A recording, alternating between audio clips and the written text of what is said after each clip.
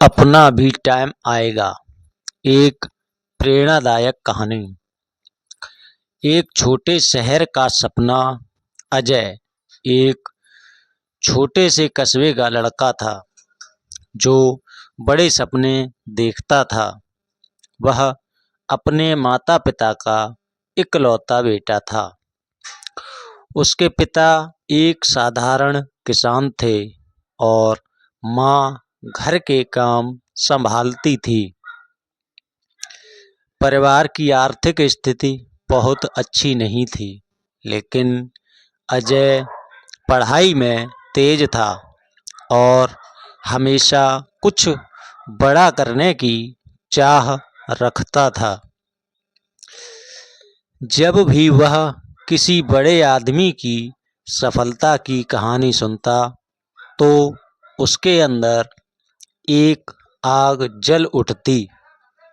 लेकिन समाज और हालात उसे बार बार यह एहसास कराते कि वह एक गरीब परिवार से है और उसके सपने पूरे होना आसान नहीं।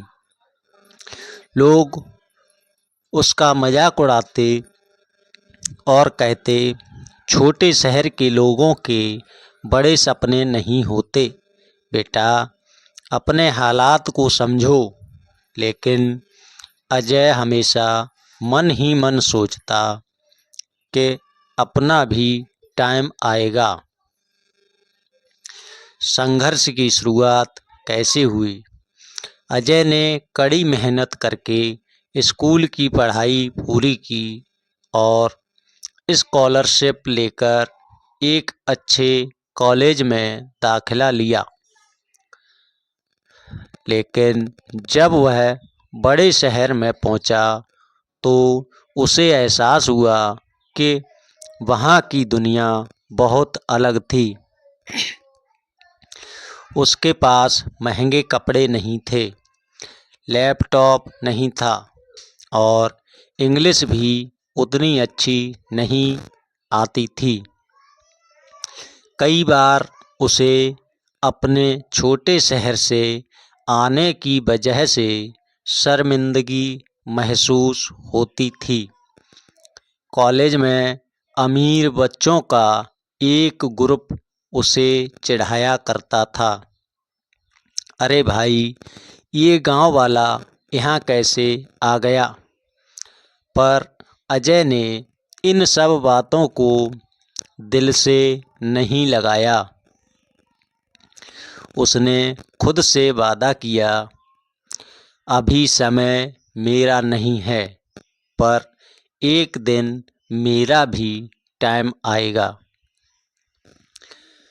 मेहनत और हिम्मत। अजय को अपनी पढ़ाई के साथ साथ पैसे कमाने की भी ज़रूरत थी, क्योंकि घर से ज़्यादा मदद नहीं मिल सकती थी। वह दिन में कॉलेज जाता और रात में एक कैफ़े में नौकरी करता।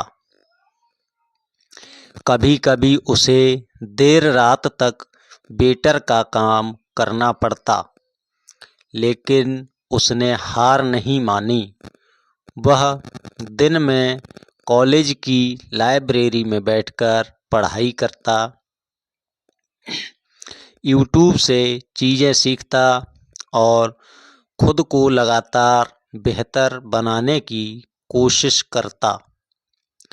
धीरे धीरे उसकी मेहनत रंग लाने लगी। क्लास में अब उसके जवाब सबसे बेहतरीन होते और प्रोफेसर भी उसकी तारीफ करने लगे। उसकी पहली सफलता। कॉलेज के फाइनल ईयर में एक बड़ी मल्टीनेशनल कंपनी में कैंपस प्लेसमेंट होने वाला था। सभी स्टूडेंट ने महंगी कोचिंग ली थी, लेकिन अजय ने अपने दम पर तैयारी की थी। इंटरव्यू के दिन उसे कुछ लोगों ने फिर से ताना मारा, तेरे जैसे गांव वाले को कौन नौकरी देगा। लेकिन अजय आत्मविश्वास से भरा हुआ था। इंटरव्यू में जब उससे पूछा गया कि वह इस नौकरी के लिए क्यों उपयुक्त है, तो उसने जवाब दिया, मैंने गरीबी और संघर्ष को बहुत करीब से देखा है। मैंने कठिन हालातों में जीकर भी अपने सपने नहीं छोड़े। मुझे हर चुनौती का सामना करना आता है और मैं हार मानना नहीं जानता। मैं इस नौकरी के लिए सिर्फ एक कैंडिडेट नहीं बल्कि एक वॉरियर हूँ।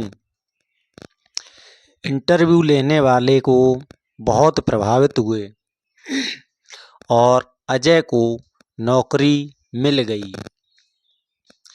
वह जब रिजल्ट आया तो वही लोग जो उसे ताने मारते थे अब उसकी तारीफ कर रहे थे।